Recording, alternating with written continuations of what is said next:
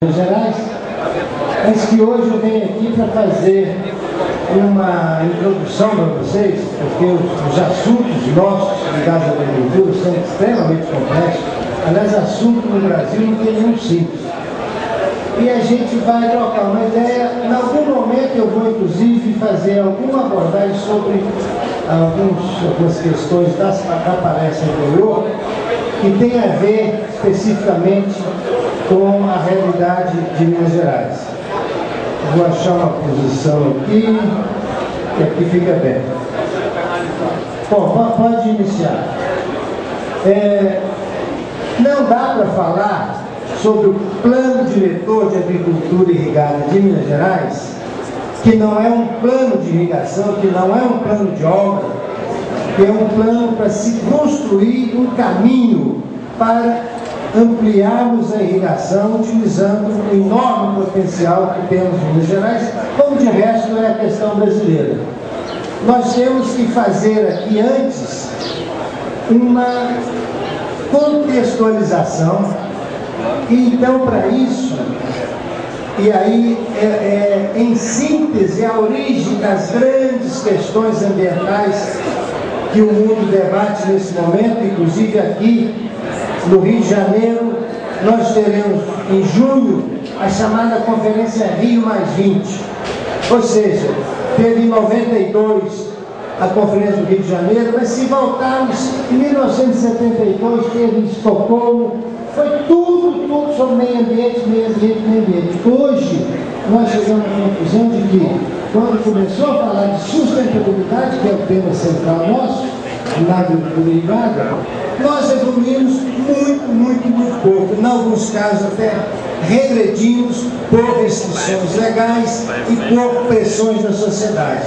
Mas o que eu quero ser bem objetivo aqui é o seguinte: como vou terminar minha palestra, nós só resolveremos os nossos problemas quando ocuparmos os nossos pequenos espaços. E por que eu digo pequenos espaços? Olha a pressão que vem em cima da agricultura, irrigada ou não. Nós temos, na história da humanidade, né, quando a agricultura começou, cerca de 10 mil anos atrás, mas independente, já existia a humanidade, nós tínhamos acumulado 2,5 bilhões de habitantes em 1950, assim como eu tenho ainda várias pessoas que em 1950 conhecem muito bem a realidade. Pois bem, essa acumulação, ela deu um salto em 2011 para quase 3 vezes mais, 7 bilhões de habitantes. Nos próximos 40 anos, nós vamos para 9,3 bilhões, que são as estimativas que tem que.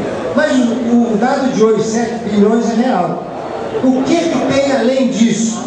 É que o Brasil, assim como principalmente onde está a maior parte da população do mundo, somando China, Índia, é onde mais aumenta a renda, é onde mais aumenta a capacidade de consumo de alimentos e energia renovável. E o que acontece? Segundo projeção, esses dados não são inventados, não são nossos, são dados que circulam no mundo inteiro. Nós teremos que dobrar a produção para que a fome seja erradicada e a segurança alimentar mundial, né, seja assegurada. Então a questão toda que surge é o seguinte: é gente consumindo. Essa discussão vale para minério, reclamam muito, mas estão fazendo buraco, etc. Mas é uma realidade concreta, eu não vou falar de filosofia, concreta, é que a cada padrão de consumo equivale ou requer um padrão de produção. Se precisa de grande quantidade, você tem que fazer um esforço de mobilização de grande quantidade de recursos. Cada dia mais recursos da inteligência humana, mas nunca sem a utilização de recursos naturais, seja o ar, a água, o solo e etc. E o que acontece? Nós tivemos, num período muito recente, a população mundial tinha 13% na área urbana no início do século passado, e hoje, ou em 2030, vai para 60%. Mas olha no Brasil a situação, e daí uma das questões que nós vivemos aqui. Em 1950, nós tínhamos 63% da população no meio rural. Isso em história não é nada. Hoje nós temos apenas 16% da população no meio rural para produzir para nós, para exportar, para gerar todo o superávit de balança comercial, todo, porque o setor industrial é deficitário, o setor de serviços, né, turismo e outros aí é deficitário. E essa é uma pressão que tem. E aí não há como não pressionar também recursos naturais. Em Minas Gerais tem só 14% no meio rural. Falando de grandes desafios da humanidade, os 10 maiores desafios da humanidade, 5 são diretamente relacionados à agricultura, que é a energia renovável, a água, alimentos, meio ambiente, porque realmente, do ponto de vista de território, a agricultura ocupa o maior território, não é necessariamente um dos maiores problemas ambientais, mas estão dispersos ali. E pobreza. Para se ter uma ideia, esse é outro desafio nosso. O Brasil tem aí, o governo lançou o Brasil Sem Miséria, e nós vamos ver aqui algum dado, 25% da população rural está na linha da miséria. Isso é muito triste. Esse é um dos grandes desafios, e parte dessa gente está tendo a cobrança de não degradar o meio ambiente. É um dilema. É um dilema. Eu vou contar para vocês o que acontece, por exemplo, lá na Caatinga. Estão desmatando Caatinga para fazer carvão, em alguns casos, na linha da pobreza, né? Ninguém vai desmatar para ficar rico. No Cerrado, nós ainda temos muito aqui em Minas Gerais gente que precisa do dinheirinho para comer na semana seguinte. Desmata, faz. Não há polícia ambiental, não há nada que possa coibir isso aí. E até eu diria, nem é moral, nem eticamente correto. Por quê? Na linha de sustentabilidade que nós falamos, que nós concebemos, e vamos falar aqui, não dá para ter grande desequilíbrio social, ambiental e econômico. Com fome, não dá para cuidar de nada que não seja de cuidar de saciar a fome. Bom, o desafio de sustentabilidade, com um outro dado, baseado ainda nos últimos relatórios, inclusive isso aqui é pela FAO confirmado.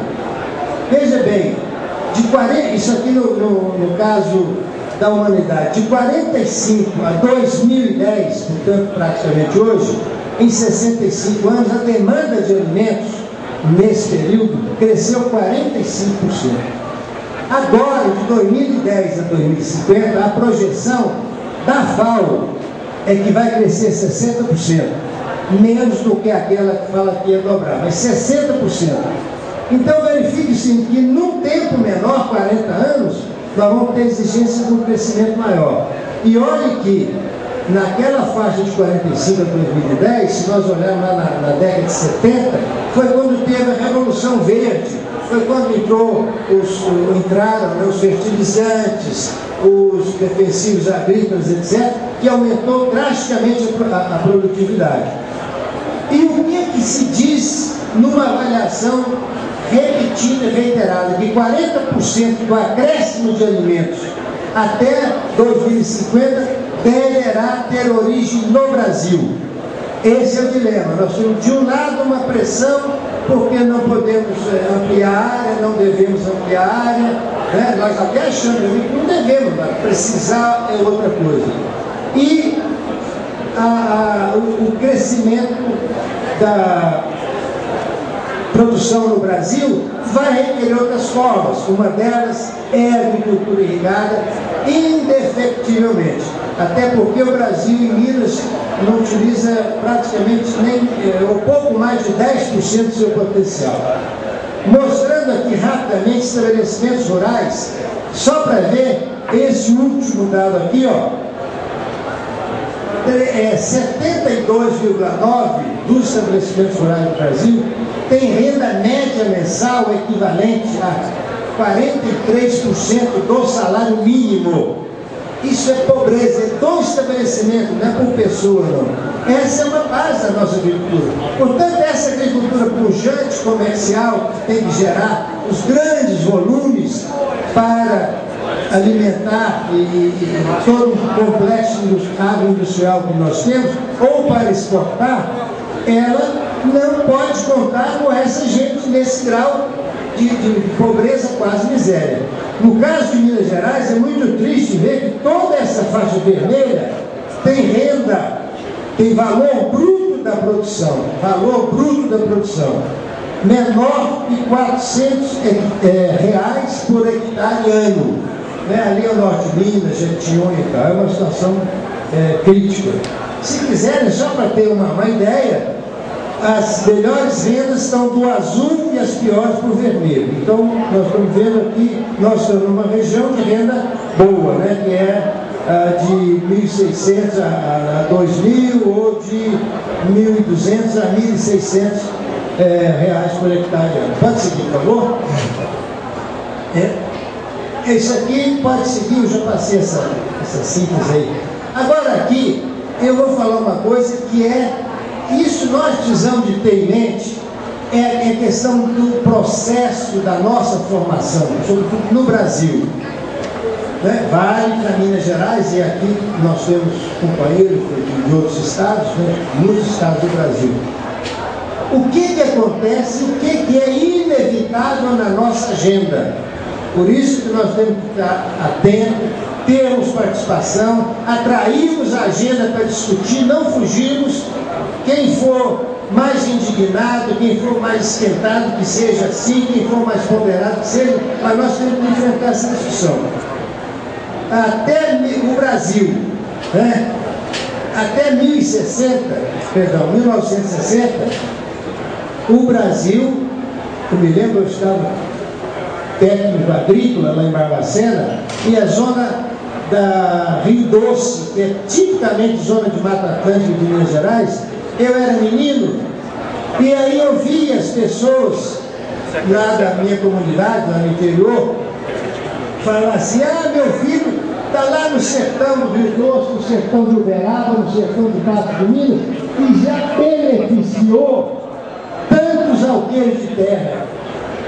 Usar o fósforo e o machado, a tecnologia era essa, e jogar semente entre os cocos queimados era beneficiar. Esse era o conceito da sociedade real.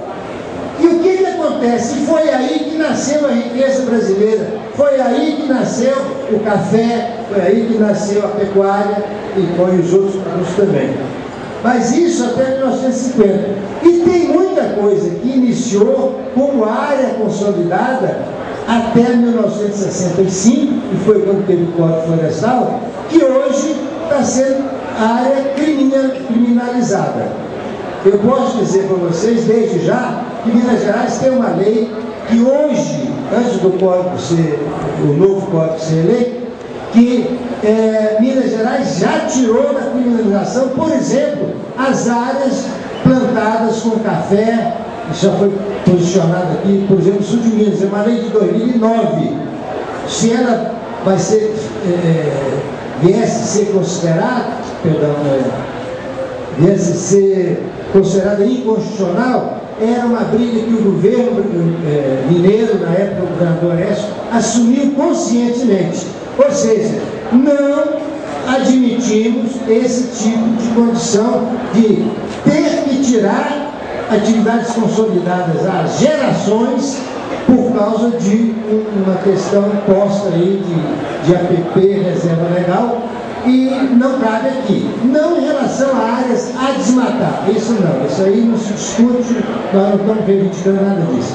Então, por exemplo, o café do sul de Minas, da Zona da Mata, está fora dessa discussão em Minas Gerais, independente do que o Código Florestal vem estabelecer. E, aliás, a proposta que tem lá sobre a área consolidada foi levada por nós de Minas Gerais. Bom, o que acontece? O paradigma era produção, era produzir. O Brasil era importador de alimentos. Importava café, mas importava alimentos. Aí vem o paradigma da produtividade. E então, claro, você vai botar adubo, vai colocar defensivo, vai usar máquina mais intensivamente, aumenta risco. Não é um produtor qualquer, ele tem que ser empreendedor, ele tem que buscar conhecimento, etc. E nós nos saímos muito bem nessa fase também de trabalhar com o paradigma da produtividade, onde, obviamente, nós continuamos tendo as ações antrópicas, né, em cima dos recursos naturais para atender determinado tipo de sistema de produção. Foi aqui que, em escala mundial, nós devemos orgulhosamente dizer, incorporamos o cerrado à economia brasileira para o bem da sociedade. Mas de 1990 para cá, entra um outro paradigma, que é o paradigma da sustentabilidade. Não temos como fugir dele. Podemos ter esses embates aqui, vai levar muito tempo fazer ajustes, mas nós temos que buscar. E aí, não é apenas por causa da legislação, é por causa de uma nova consciência da sociedade, os próprios filhos que são urbanos, têm outra cabeça. Não é apenas por isso, é porque o próprio mercado começa a ser exigente. Ele, dando um ágio ou não para o produto, ele passa a exigir qualidade e sustentabilidade. E nesse caso, eu aqui anoto uma coisa importante. Lá eu tinha um benfeitor, aqui eu tenho um empreendedor, aqui eu passo a ter um gestor do espaço rural. Hoje, para nós fazermos o que nós gostaríamos, ou o que nós queremos, o que a sociedade e o mercado exigem, o que a lei está sendo estabelecendo, nós temos que assumir e sermos entendidos como gestores do espaço rural. Nós seremos gestores, inclusive, de toda a questão dos processos ambientais. Agora, isso dentro de um processo de evolução dessa condição. Não porque a lei vai impor isso aqui. Por isso, nós vamos falar lá na hora daqui a pouquinho sobre o plano diretor de agricultura ligada, essa questão de sermos o gestor, nós temos que assumir conscientemente para quê? Para nós tomarmos o espaço do comando e controle da política ambiental. Porque realmente, eu falo isso, falo na reunião do Copan, com o secretário, com toda a equipe, com os coronéis da Polícia Ambiental, eu falo, no porrete não vamos resolver o problema ambiental. Mas está uma coisa muito clara, instrumento de comando e controle está sobrando. Não resolve. O agricultor sozinho não tem condição. Então, ainda que embrionariamente, nós já temos a discussão do pagamento por serviços ambientais, tem leis no Congresso, não é um assunto que está iniciando. Bom, essa então, pode passar. Esse é o pano de fundo que a gente tem para dizer o seguinte, e aí eu espero que concordem comigo, não dá para ter um passo atrás sobre essa questão de sustentabilidade. Ainda que haja a demagogia e a hipocrisia dos países ricos, Japão, Estados Unidos, Europa em geral, que ficam nos cobrando como eles destruíram lá. Mas não adianta, eles dominam as instituições internacionais, as ONGs riquíssimas estão circulando por aí e trazem essa cobrança. E o mercado acha bom e aproveita. Bom, plano de governo, vamos lá, por favor.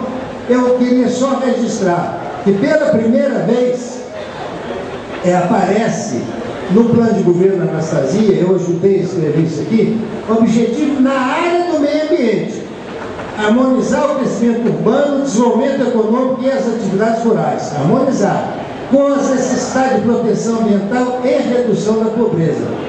E uma lei mais recente de Minas, ela fala de maneira clara, que é essa que eu falei sobre as áreas consolidadas de APP. Fala, inclusive, da possibilidade de recompor as APPs de topo de morro ou as fluviais, com a utilização de sistemas agroflorestais, falando de modo geral. No caso das APPs de Morro do Morro, inclusive exótica, para não ter dúvida no eucalipto, manter a pecuária que tem, e fala, no caso das APPs fluviais, onde tem muita pequena agricultura, respeitando a manutenção da renda do produtor. Ou seja, não é para substituir de uma hora para outra uma finalidade de produção que tem uma área para uma finalidade ambiental. É preciso harmonizar. E para isso, nós vamos precisar muito de apoio, consenso, experiências locais, experiências científicas. Ontem eu estava em Viçosa, no seminário sobre água, sobre agricultura, exatamente, e eu insistindo, nós precisamos de abrir o leque de opções de produtor, né? Agricultura com agricultura, plantar o palmito lá, sei lá o que, plantar macaúba, seja o que for, nas áreas boas, que são as áreas de base, as áreas que antes eram mata ciliar. É uma maneira de recuperar, não gerar o efeito ambiental e econômico. Bom, esse é um ponto importante. Estabelecer política pública que estimule as mudanças no processo produtivo e nas relações entre sociedade e meio ambiente, intensificando as conexões, que o governador Anastasia sempre fala, é preciso envolver as pessoas. Eu falo aqui como um agente de Estado.